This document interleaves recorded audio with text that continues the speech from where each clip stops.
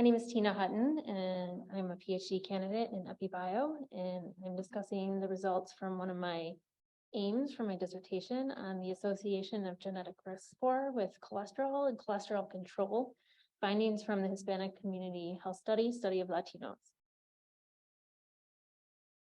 Hypercholesterolemia is a highly prevalent cardiovascular risk factor among Hispanics Latinos.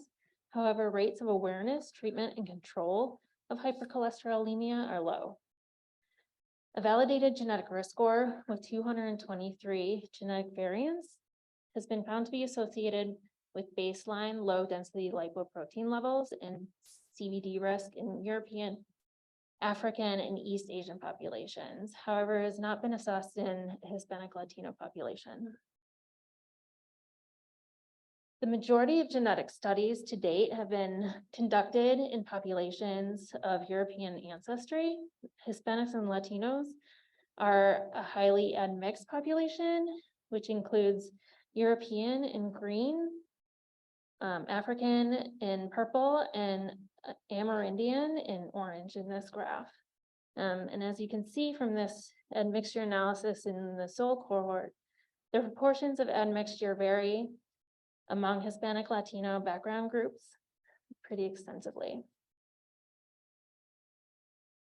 So the purpose of this analysis was to evaluate whether a weighted genetic risk score for LDL levels is associated with baseline LDL levels and LDL cholesterol control among a large cohort of diverse Hispanic Latinos living in the US. The study population comes from the Hispanic Community Health Study of Latinos. It's the largest study of Hispanic Latino health in the US. There are 16,415 participants that were recruited in San Diego, Chicago, the Bronx, and Miami. They ranged in age from 18 to 74 years. And there's 2 visits worth of data at this time and annual follow-up visit data. Approximately 13,000 participants consented to use of their genetic data for research. The outcomes we looked at were LDL and cholesterol control. For LDL, we defined it, we used continuous LDL levels at visit 1, and baseline LDL values for those on statins at visit 1 were multiplied by 1.43 to account for a 30% reduction due to statin treatment. And cholesterol control was assessed among those with high cholesterol. High cholesterol was defined as total cholesterol greater than or equal to 240, or LDL greater than or equal to 130. And control is defined as having an LDL less than 130. And for those with diabetes, it was defined as an LDL of less than 100. The GRS that we assessed was associated with LDL, and it was identified in the Polygenic Risk Score Catalog, which is a database of genetic risk scores. The weights that we used were effect sizes for each genetic variant that were drawn from a genome-wide association study conducted by the Global Lipids Genetics Consortium. Multivariable linear regression models were used to derive betas and 95% confidence intervals for the association between GRS and the adjusted LDL levels. Multivariate logistic regression was used to derive odds ratios and 95% confidence intervals for the association between GRS and LDL control among statin users. The GRS was modeled continuously as quintiles and dichotomously as the top quintile of GRS versus all other quintiles.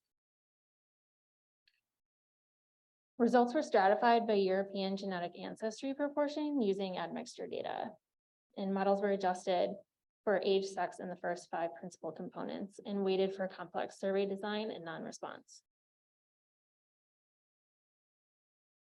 There were 12,206 participants who provided consent for use of their genetic data and had complete baseline data available on total cholesterol, cholesterol medication, and other key covariates. Prevalence of high total cholesterol was 43.2%. 51.6% of the sample were females, and the average age was 41.4 years.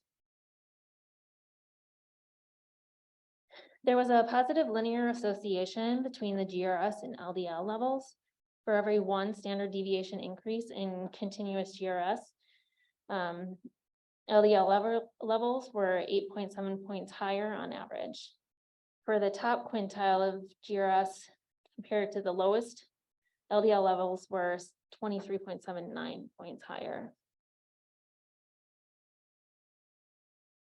Among 1,404 statin users, for every 1 standard deviation increase in the continuous GRS, there were 17% lower odds of cholesterol control, and those in the top quintile of GRS had 46% lower odds of cholesterol control compared to the lowest quintile. When the association of continuous GRS was stratified by European ancestry proportion, those with 67% or higher European ancestry proportion had 24% lower odds of control, which was significant. And those with lower European ancestry proportion did not have significantly lower odds of control with higher GRS.